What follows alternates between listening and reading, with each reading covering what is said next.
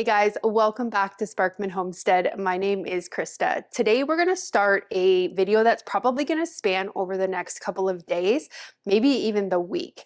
I am going to show you guys how to use one chicken and literally make maybe 4 meals out of just that one chicken. The very first thing I'm gonna do is put my hair up. I hate being in the kitchen with my hair down. Okay, may look like a mess, but it's out of my face and it's not in food, which is the main important thing. We have a 5-pound chicken here. This is just one of our chickens that we grew and raised on our homestead, and we butchered it ourselves. So we did everything from start to finish. I find because we raise our own meat that we tend to really want to use every single part of it, because it is a task raising these meat birds. Food waste is a big thing to me, and I do not like to do that. So I try to use every part of the animal as possible. That animal gave its life for me to be able to eat, and I want to make sure that I'm honoring it and honestly using every part that, that I could possibly use. So we've already gutted the chicken. This is just the chicken, just been processed already. So this is what the chicken would look like if you got it from the store. So what we're gonna do today is we're actually gonna spatchcock this and put it, I think that's the wording for it. I really hope I'm saying that right. That word can go wrong really quickly. So hopefully I said that right. So we're gonna put this in the smoker and we're gonna smoke this. So it's gonna take probably, Stephen told me to put it in the smoker at 2 o'clock and it's already 1:45. I'm going to get this seasoned and put into the smoker. So I'm gonna grab my all-purpose seasoning blend. So I have some poultry shears here. You can use regular kitchen scissors. These just work really well for doing this with chickens. So I'm just gonna open the package and get the chicken out. This chicken is mostly completely thawed. I'm noticing that there is some ice crystals on it, but it feels like it's thawed everywhere. So this is the chicken's back right here. So I want to cut up here. And I'm just gonna cut the back out. So I'm gonna save the back because we're gonna use that later on. I'll just put it here for now. We're gonna take the chicken. We're just gonna push it. It's actually not completely thawed yet. There's still a touch bit frozen, but that's okay. There we go. Okay, so we're gonna lay it completely flat like that. I just went outside and quickly turned the smoker on and got some water in the bottom of the smoker, so that is getting ready for us to put the chicken in. Okay, so we have the chicken cut. So what we're gonna do is we're gonna use some of our all-purpose seasoning that we just made. I actually filmed me making this all-purpose seasoning and showing you guys how I make it. So what I'm gonna do is while I'm getting this chicken seasoned, I am going to include that clip in here and show you guys how easy it is to make just an all-purpose seasoning blend without any additives, without any MSG in it, just really clean all-purpose seasoning. So let's get this done and I'll show you that clip now. So as I mentioned on the other video, I ran out of my all-purpose seasoning. If you haven't seen that video, I will leave it linked here. We made a whole bunch of really quick and easy protein heavy freezer meals. They weren't complicated. They weren't full of sauces and pastas. They were just really good, hearty, protein heavy meals. So I will leave that linked for you, but we're gonna get started on making the all-purpose seasoning blend. I ran out of it and I need to get more made to put in the pantry because I use this in pretty much all my cooking. Empty jar. I just reuse. These are just these peanut butter jars. I just clean them out, throw them through the dishwasher, make sure they're really, really clean, and I just reuse them. They're perfect for doing things like this with the spice mix. We're gonna make enough to fill this jar. If I have any more, then I'll just put it in my overstock. To get started, we're gonna add 1/3 cup of some onion powder. I'm just using this sieve because my onion powder is in clumps. Like it's really, really clumpy. And if more than 1/3 goes in, then that's fine. I'm not overly picky. Next thing we're gonna add is some garlic powder. And we're gonna do 1/3 cup of that as well. And then we're gonna do 1/3 cup of paprika, 1/3 cup of ground mustard. I'll do about 2 tablespoons of black pepper, maybe not quite 2 tablespoons, maybe like 1.5 tablespoons of black pepper. And then the salt, we will go kind of a little bit more heavier with because it's gonna be like a seasoning. So I'm gonna say we're gonna do the 2 tablespoons of the salt. And so we'll just stir this up. And the thing about this too, if that wasn't enough salt, then I can always just add more salt when it comes to like actually making the dish that I'm using this in. If I add too much salt, I can't take away salt. So just go a little bit more easier on the salt, and then that way you won't have to worry about ruining dishes with too much salt. Okay, so I put my funnel on top of here. I love using these Pyrex bowls because they have these little pour spouts on it. Makes for doing these projects nice and easy.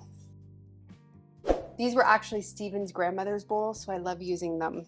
That, and they have sunflowers on them, so they are definitely my favorite. There we go, we made our all-purpose seasoning. It's all ready to use now.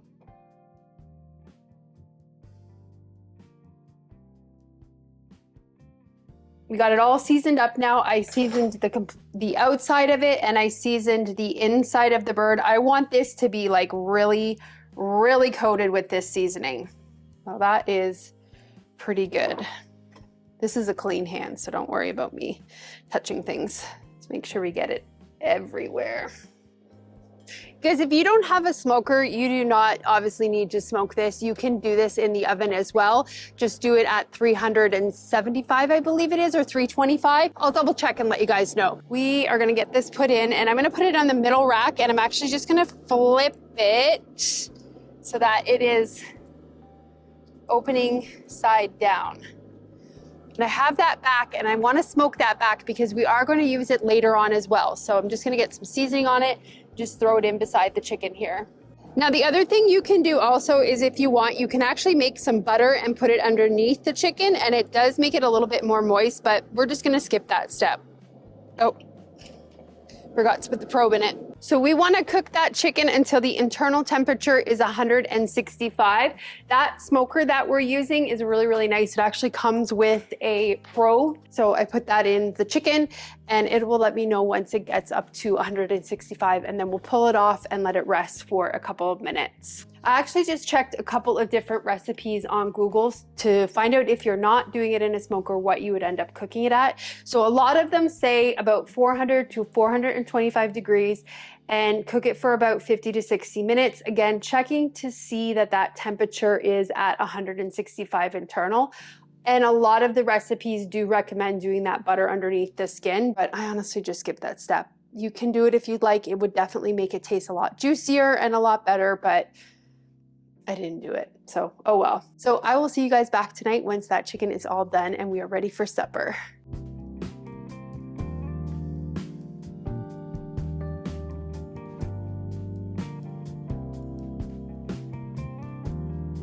Right, it is supper time now. So I brought the chicken in. I showed you guys what it was like coming out of the smoker. Guys, it is 5 o'clock. Look at outside. Pitch black. I hate this time of year. Like, I cannot stand it. And I just actually said to Stephen, I'm like, we are only in mid-November and it is going to get worse. It's gonna get worse. December 21st is the shortest day, and December 22nd is the best day of the year because we start to go back up. Love it. So we just have to get to the 21st of December and then it's on the up. But anyways, we are gonna get our supper made. So I took a bag of cauliflower out of the freezer. This is just some cauliflower from my spring garden that actually happened to grow. So we're gonna get it in our Tupperware steamer and get that put in the microwave and get it steaming. And then the other thing we're gonna do is some roasted potatoes. I get quite a bit of comments about how do you use your canned potatoes? So I'm gonna show you guys the way that we love to use our canned potatoes. This is one of our favorite ways to actually use them. It's probably primarily the main reason that I actually can potatoes is to do this.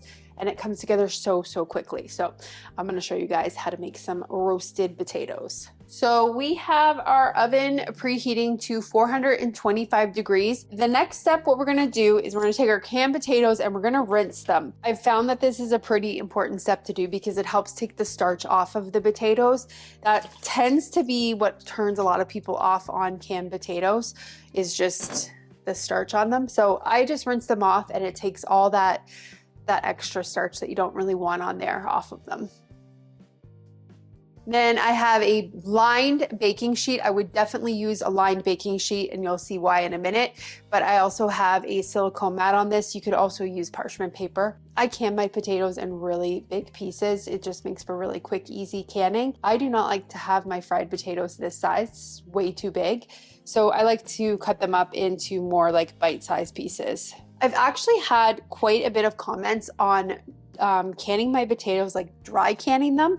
I've never done that. I've never really experimented with that either. That might be something I'll try in the future. It's more of like a rubble canning, I guess. But I've heard it makes the potatoes taste way, way better. So I may try it in the future, but I don't have any extra potatoes right now.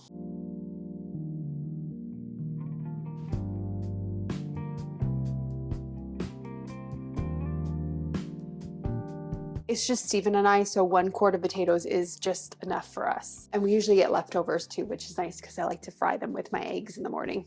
Okay, so the next step is I have some garlic infused olive oil here. So I'm just gonna put a good amount on here. Then we have our all-purpose seasoning, the same stuff that we used on the chicken. You wanna make sure that these are really coated. So I would say I probably use about a 1/4 cup of this seasoning. And then I like to use a little bit of red pepper flakes just to add a little bit of heat to it. These are actually some smoked red pepper flakes. They're delicious, but they're not coming out very well. So let's take the lid off. There we go. Hopefully this does not dump out. And then I like to add a little bit of cumin to this. So I'm gonna say probably about maybe 1/2 teaspoon to a teaspoon of cumin. I'm gonna use a couple tablespoons of a salted butter.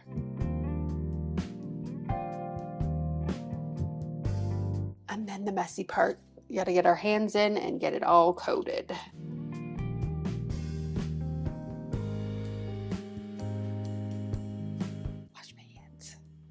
Just give them a little shake, get them even on here. You don't really want to overcrowd the pan because you want them to have a lot of space. They get nice and crispy. If you overcrowd it, then what tends to happen is they don't really crisp up. They just tend to stay really soft. So give them lots of space. So we're gonna put them in for about 30 minutes. I'll give them a check probably about halfway through and just kind of toss them and turn them around a little bit. And then they should be done by 30 minutes and then we can get to eating our supper. Our timer went off and I can smell them. I'm hoping that they're not burnt. Got distracted with another task. Nope, they're not burnt.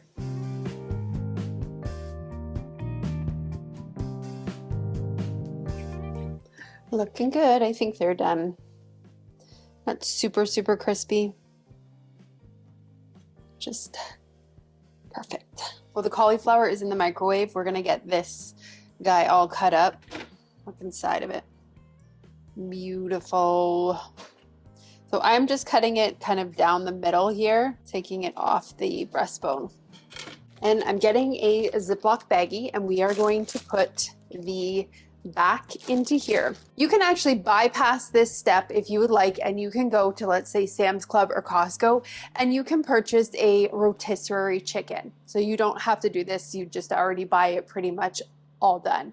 So that is meal number 1, is just roasted chicken. So if you buy a rotisserie chicken, there you have your meal 1. So what you're gonna do is for meal number 2, we are gonna take the pieces that we don't eat off of this chicken and we are going to put them all into a Ziploc baggie. So those are the edible parts of the chicken. We're gonna put them into Ziploc baggie. In a second Ziploc baggie, where we just put our back that we cut out earlier and smoked, we are going to put the carcass in here. And we're going to make a chicken broth with that carcass. Tomorrow's meal, I'm thinking tomorrow I'm gonna make it, is we are going to attempt to make a Costco style chicken bake. You know the ones that you can get at their restaurant? They are so, so delicious. And I honestly, since I stopped eating meat, like conventional meat, factory farmed meat, I honestly have not had one in a really, really long time. So I found a recipe online to make a copycat version. So that's what we're gonna do tomorrow with some of our leftover chicken. Now you have to remember that this is only a 5-pound chicken and it is just Steven and and I. If you have a larger family, you will probably need to have either a bigger chicken or at least 2 chickens to kind of make it stretch this far. But at least the minimum that you can make with that 1 chicken is you can have it for dinner, you can have it like the roasted chicken style, and you can make the broth with it. But that will be later on in the week, because I'm thinking by tomorrow after we have that chicken bake, we're probably honestly going to be sick of chicken and want to have like a red meat or a fish in between those meals. So I'm gonna put that chicken carcass into the fridge or into the freezer so that we can use it at a later time. I am not wasting any part of that. Like I said at the beginning of the video, I 100% believe in using all parts of the animal and not letting anything go to waste. So we're gonna enjoy our supper tonight. We're gonna have those fried potatoes or baked potatoes, and then we're gonna have our cauliflower, and we're gonna have that delicious smoked chicken. So I will see you guys tomorrow when we make that copycat Costco chicken. We are on night 2 of chicken meals, and we're gonna make our Costco or copycat Costco chicken bake. Now, in order to make this chicken bake, you do need to have a Caesar dressing. You can buy it from the store, but I like to make it from scratch because I really have the ability to control all of the ingredients in it. So to get started, we're gonna add 3/4 cup of a mayonnaise. You can use any type of mayonnaise you'd like. And then we're gonna add 1/3 cup of a grated Parmesan cheese, and then 1 large clove of garlic minced. I was just using some freezer garlic, 1 teaspoon of anchovy paste. Now I don't have anchovy paste, so I just use Worcestershire sauce, and that's perfectly fine to substitute it in there. Now, because I don't have anchovy paste, I really like to use capers with this. I find that it kind of gives it that kind of the anchovy taste to it. And then we're gonna add 1 teaspoon of lemon juice, and then just some ground pepper to taste. We're gonna whisk it all together with an immersion blender. You can also do this in a blender as well if you don't have the immersion blender. And we're gonna whisk it until it's all combined. Now, when I first did it, it definitely turned out a little bit lumpy, and I like mine more creamier. So I came in and added probably about 2 to 3 teaspoons of just a whole milk and re-whipped it together, and then everything got nice and creamy to the consistency that I wanted to have it at. I do mention this later on in the video, but we had some of that chicken the day after, and we really liked the white meat, so that went right away. And so all we had left by the time it came to make these chicken bakes were the drumsticks and the thighs, so the chicken legs, which was fine. The recipe actually recommends that you use 2 cups of a baked chicken breast, so all white meat, but honestly I found that it tasted delicious using the dark meat in this. So what we're gonna do is just take all of the meat off of the bones, and we're just gonna add it to our carcass bag, or probably a little bit nicer to say is our bone bag. So we're gonna add it to that, and then we're gonna take the skins also off of these. I did not want to have the skins in the chicken bake. I just thought it would not be good to have that in there. So we're just gonna get this cut up into nice bite-sized pieces. You really want to have them smaller just so that you're not biting into huge chunks of chicken. So once we get them put into the bite-sized pieces, we're just going to put them aside and put them in a bowl. Next up, we are going to take some cooked bacon, and again we're going to cut that into bite-sized pieces as well. It says approximately about 1/2 cup of the cooked bacon. I've left the recipe linked for you guys below, where it's going to tell you exactly all of the measurements. I tend to always do this with recipes. I go off of them so very quickly, and I just use what I have available. I don't always stick to what the recipe says, but I always like to leave it linked for you guys below so that if you want to follow it step by step, it is there for you. So we're gonna get the bacon cut up. Once the bacon's cut up, we're gonna take our pizza dough. Now the recipe says to use 1 13-ounce can of refrigerated pizza crust dough. I feel like a broken record when saying this, but I honestly like to make stuff from scratch. I have severe trust issues with the food industry, and I really just like to be able to know what is in my food and have that level of control. So if you want to use the refrigerator stuff, that's actually what the recipe recommends, but we're going to use our own homemade pizza crust for this, or pizza dough for this. So you want to have your oven preheated to 450 degrees, and then you want to line a large rimmed baking sheet with parchment paper, or you can just use a silicone liner like I am. And then it says that you want to unroll roll your pizza crust onto a clean work surface and cut them into 4 equal rectangles, approximately 5.5 by 3.5 inches. And it says you want to roll each rectangle into a 10 by 6 rectangle. Then you want to lightly brush each rectangle with 1 tablespoon of Caesar dressing, leaving a 1/2 inch border. And then you're going to add 1/2 cup of chicken and then your bacon. It does say to add a little bit of salt and pepper here, but I forgot to do it and it was fine without it. Then you're going to add some more Caesar dressing, approximately 1 tablespoon of Caesar dressing, and then some cheese. Now the recipe recommends using a mozzarella provolone mix, but I just use this like Colby mix, I believe it's called, and tastes fine. I really like to just use what I have on hand, and that's why I really stray away from the recipes. It's just because I'm just trying to save myself money, and if I have it in my fridge, that's what's going to get used in it. So you want to fold the sides over and then roll it onto like the top and the bottom, just kind of roll it into the center, kind of just making like a little burrito. And then once you get them all assembled, you're going to flip them over and put seam side down. And then you're going to put approximately 1 tablespoon of Caesar dressing on top of here. And then again, we have our oven preheated to 450 degrees. So we are going to put these in for 10 minutes and we're going to cook them until they are a nice golden brown. And then we're going to pull them out of the oven after the 10 minutes and then we're going to cover them with some more cheese. So if you're using the mozzarella provolone, it says just to cover it with about 2 tablespoons of mozzarella cheese. And we're going to put them back into the oven for another like 6 to 8 minutes until that cheese is nice and bubbly and cooked. I used more Caesar dressing in this and I'm really glad I did, because Steven actually made a comment that he finds these actually tasted better than the Costco ones, because he said the Costco ones tend to be really dried out, and because I used more seasoning in this, he said it just tasted way better.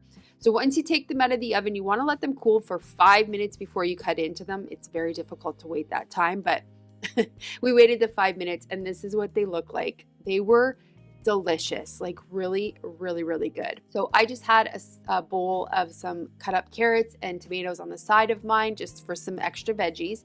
Now I have a lot of people ask me how I use my simple syrup. This is one way that I actually use it. So this is some of the apple simple syrup that I made. So I just put a little bit on the bottom of my cup and I just top it with some plain sparkling water and it just tastes delicious. In the summer I'll add a little bit of ice to it just to kind of cool it down a lot more, but honestly I'm not a fan of ice in my drinks. So just stir it up and there is a delicious, I call it like a pop. We are back for the last meal with this chicken. I can't remember what day I did that chicken. Was it Tuesday? I think it was Tuesday we did that chicken. Anyways, it's Sunday night now. We have definitely ate through the chicken. Steven actually took a little bit of the chicken for lunch one day. So when we were making those chicken bakes, we didn't have as much chicken. So what we're gonna do is we're gonna get started making the broth. So I have my chicken carcass here. I have my big stock pot right here. And we're just going to add the chicken carcass to the stock pot, top it with some water, and then we're gonna add a little bit of onion and a little bit of carrot. And we are going to let this cook for about 24 hours. And then tomorrow night for supper, I'm actually going to make a potato soup with the broth. Get all the chicken put in here. We got like that much chicken. And this broth is going to be a nice smoky flavor because we smoked the chicken and I kept the skins on some of the parts of it. So it'll give it a little bit more flavoring. This is not going to be a chicken broth that I am canning. If I were going to be canning this broth, I probably wouldn't be using this particular type of carcass because of the seasoning. It's going to really play into that flavor. So I am strictly making this broth to use it to make a cream of potato soup for tomorrow night. It calls for a chicken broth. Thought instead of using some of my canned stuff, I already have this carcass and I'm gonna try to make another meal with it. So I'm gonna do this overnight, let the flavors build overnight. I'm gonna put it on a really low temperature, probably like the lowest my burner will go to, and I'll put it to the very back so that it can just kind of slowly cook throughout the night. So let's get our water added in here.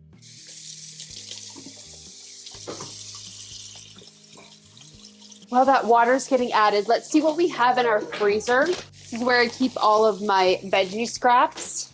So we have a little bit of carrots, we have some celery, and we also have some onion parts. So we'll add the rest of the carrots to this. That should be enough water. I don't have a lot of chicken pieces in here, like bones and stuff, so I'm not going to fill it all the way to the top. I have it just, you know, it's filled maybe about halfway full, which is perfect for the amount we need for tomorrow night's soup. I decided to do a potato soup because kind of wanted something a little bit different than just, you know, just a regular chicken noodle soup. But you can definitely do a chicken noodle soup with this, but I'll show you how I make the potato soup tomorrow once this is all done kind of cooking through. So we're gonna add some celery here. This is just some celery that I grew this year, and it was really, really hot out, so it kind of got dried out, and it's not the best eating celery, so I just save it to use in my stocks and broths. And then I have all of my onion pieces. These are just like onion ends and skins and stuff like that, so we'll put a little bit of that in there just for some flavoring. And then I got some peppercorns. So I'm gonna put probably about 1 tablespoon of peppercorns in here. I'm gonna add salt. I don't normally add salt when I make broths, but because I'm gonna be making like a soup with this broth, like I know what I'm using it for, I'm gonna add some salt. So I'm probably gonna add maybe about 2 tablespoons of salt in there, and then we'll just get it stirred. I'm thinking that I actually want to put some thyme in there as well. I'll add, I don't know, that much thyme to it. It's probably like a teaspoon and a half. Stir that in. So normally if I'm making a bone broth, I really like to have it sit for about 48 hours. But because we're using this for soup tomorrow night, I'm fine with it not sitting for the 48 hours. This is probably going to make way more than we need, and I may end up having to can some of it, but it's perfectly fine. Now, if you don't have carrots, celery, onions, all of that stuff, you can just put the carcass with water, a little bit of salt and pepper, and then let it just cook through down, and then just strain the bones out, and that's perfectly fine. I'm just adding these extra things because I want a little bit of extra flavor in my broth, because it will make the potato soup taste that much better tomorrow night. So we're gonna get this put onto a low heat, and again, I will come back tomorrow when it is time to get this strained and when we can get that soup made. So I will see you guys tomorrow night. It is the next day, and the chicken broth has been cooking for over 24 hours because it's 5 o'clock the next day. That is it. Now, last night we actually had steak for supper, or not steak, but we had a chuck roast, and we had the bone left over from the chuck roast, and I just thought, I'm making a broth, I'll just throw it in there. So this is actually a combination of chicken and beef, so it's just a meat broth. Well, that's what we'll call it.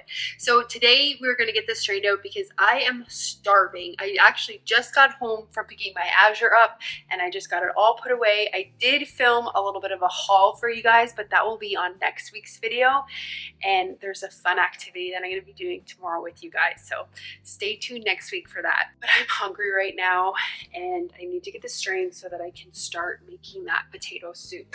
I have a really big stock pot here, or not a stock pot. See, I'm hungry and I'm not thinking clearly. Stainless steel bowl, and I'm gonna put it into my sink. I have my strainer. I'm gonna put that over top of the bowl. I have in the past strained broth and forgot to put a bowl underneath it, and it was the saddest thing ever. So now I am like hyper aware of making sure that I always have a bowl underneath when I'm straining. It was a beef broth, and it was a broth that I had let simmer for 2 days. So I was literally crying as I heard it go down the drain. And once it started going down the drain, my brain kicked in what was happening. I'm like, no! So I was able to save half of it, but still, that really is a mistake that you only will do once. And you learn your lesson really quickly. Okay, so we'll get this strained.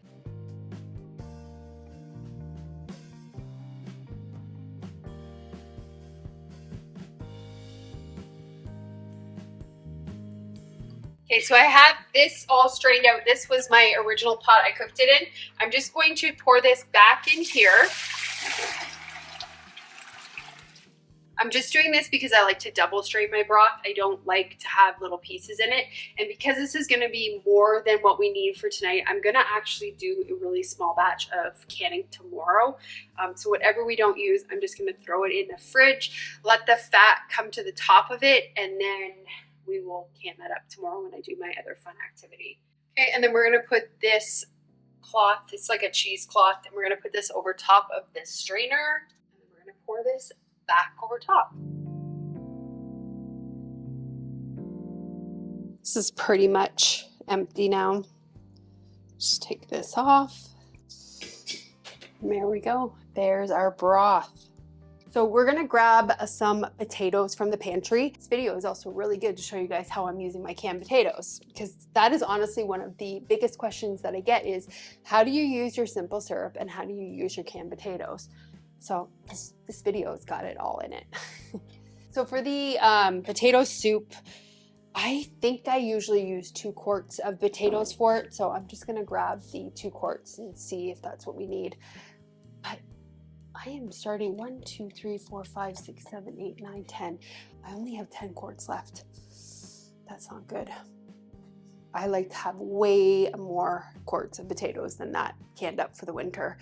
So I may see if I can get some potatoes from somewhere, like maybe order them next month from Azure, like order a big bag, and then I can can some up. I know that you could just let potatoes store and that's great. You don't need to can them up. But the reason I can mine is because here where I live, I'm in South Central Kentucky. Now, mind you, this is not necessarily the case in the winter, but it is so humid here and potatoes sprout so quickly. I do not have a root cellar. I don't really have like an area in my house where it is super cool, where I can keep them where they'll last forever, or not last forever, but just last months and months. I just don't have that available here.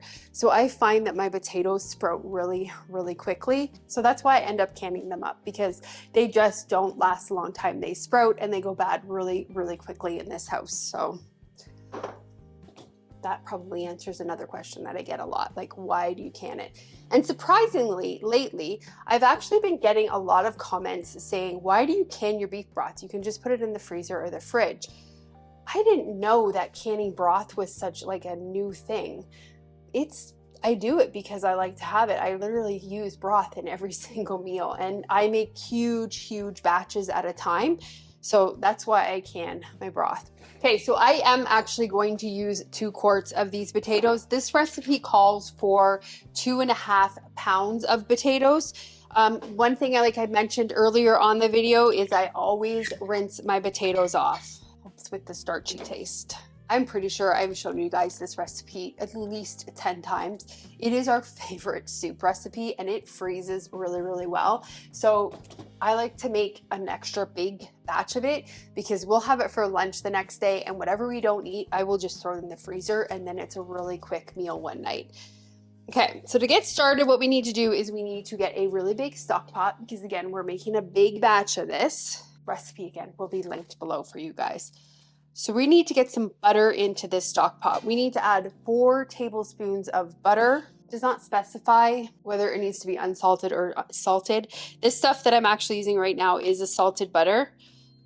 So we'll add that in there. So our butter is starting to melt. What am I looking for?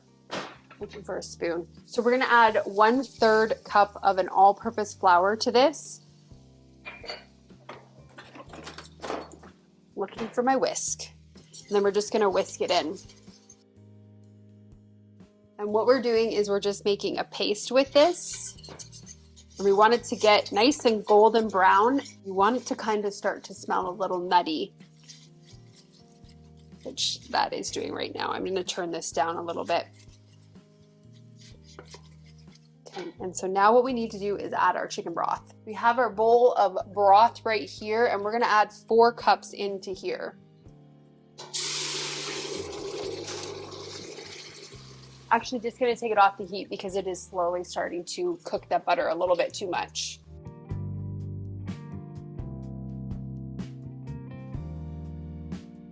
I'm just whisking it so that I can make sure that all that flour and everything gets in here and it doesn't get lumpy. So we still need to add 1 more cup of that chicken broth.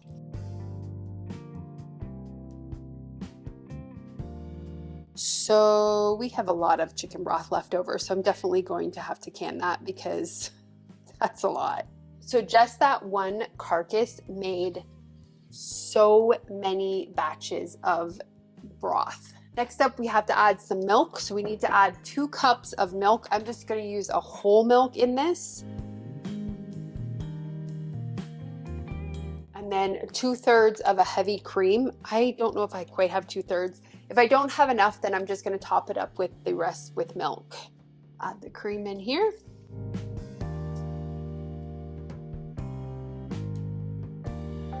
So next up we have to add our potatoes, and like I did when I was making those roasted potatoes, I don't really like them to be too big of pieces. Now some of this soup the potatoes will get mashed up, but still these are huge pieces, so I at least need to cut them in half. And then we're just going to add them to the soup. I may just do it this way because I'm kind of making a mess with the splashing. Okay, those are mostly all cut up into smaller sizes. And we'll just give this a quick stir. And then what we want to do, I'm going to turn the heat up a little bit. We want to bring this to a boil. The other reason I love making this soup is because it comes together so quickly. I think the total amount of cook time on this is 20 minutes. It probably would take a little bit longer if you were not using canned potatoes, because the canned potatoes are already pretty much cooked, so you're just heating them up in this. But if you're using actual like potatoes that you peeled and cut, then you'll probably have to cook it a little bit longer because those actually need to cook. So another reason why I love canned potatoes, because they take a lot of the work out of it. It's just dump and go. That's really why I love canning. It's just dump and go recipes. Amazing. I forgot to add some stuff. Forgot to add the seasonings. So we need to add some garlic powder, or not garlic powder, granulated garlic, and some granulated onion, and then smoked paprika, cayenne pepper, and a little bit of salt and pepper. The onion and the garlic is just to taste, so I'll try to measure it out for you guys. I'm thinking maybe we're gonna go in with maybe a teaspoon of both of them, of the onion and the garlic. And then the smoked paprika, it says half a teaspoon. Realistically, I probably just put a teaspoon in. I love smoked paprika. And then it says 1/8 teaspoon of cayenne powder. That one I'm not going to do as much because I don't like it to be too spicy. So we'll stir that in. Then we need pepper too. We need 1 teaspoon of pepper. And then it says salt to taste. I'm going to give this a taste test because remember we added the salt when we were making the broth, and I don't normally do that. So let's just give it a taste test and see how much we need to add in.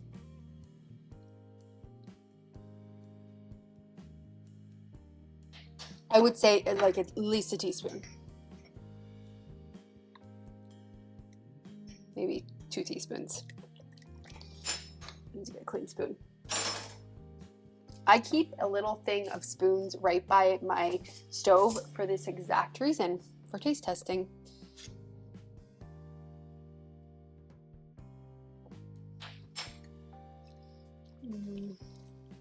I'd say maybe half a teaspoon more.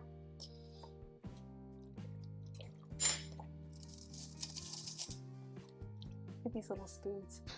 See how small they are. They're super small. I found them at an antique store. I love them. They're perfect for taste testing.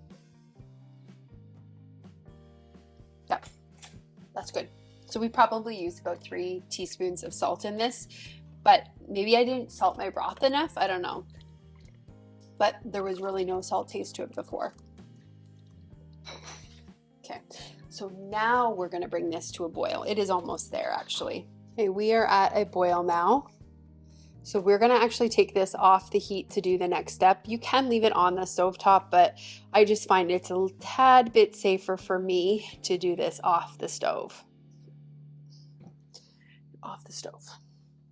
We have an immersion blender, and we are just gonna blend this up, and it says to leave a couple of potatoes whole. We don't like a lot of potatoes whole, so I do a pretty good immersion blend on this.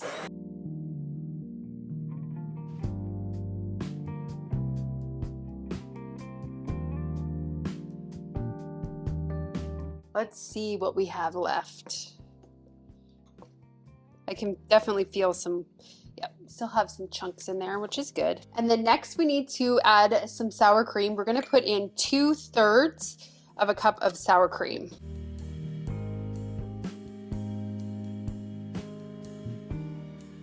Stir that sour cream back in, back onto the stovetop now. I did just turn the burner off just because I didn't want it to get too hot. So we'll just get the sour cream combined. And the next step I'm actually experimenting with. I have never done this before, but I thought since we're on the chicken theme, we might as well do it. So I have a little bit of that chopped chicken left over from when we made the chicken bake. I'm gonna add that in there. I'm also gonna add some regular chicken in here too. It's just some canned chicken. So we're gonna add this into the soup as well. I really like using canned chicken in soups because it tastes good and it's already cooked. We're just heating it up essentially. So I'll get a fork. So we're pretty much making a chicken potato soup. Instead of like a chicken noodle, we're doing chicken potato. Add it in here. It does have some chicken broth in it, so you could just dump the whole thing in. Okay, we're gonna stir that in to get that all combined. So what we're gonna do is we're gonna turn the heat back up to a medium and we're gonna let this simmer for 15 minutes. And then after 15 minutes, it's ready to eat. Actually, just need to get my whisk because some of this sour cream isn't getting combined. Just wanna whisk it in. The soup is almost done. So I just put a couple of pieces of bread in the oven just to toast them up a little bit so we can have some bread to dip it in. And then we have a little bit of bacon left over also from those chicken bakes. So you put that on top of the soup and it's so, so good. Like I said before, I've shared this recipe with you guys so many times. This is the first time I've actually added chicken to it. So I'm excited to see how it turned out. I think that will make this soup even better. So that is going to be it for the video. I hope you guys enjoyed it and I hope you have a great day or night whenever you're watching this, and I will see you on the next video. Bye guys. This is what it looks like.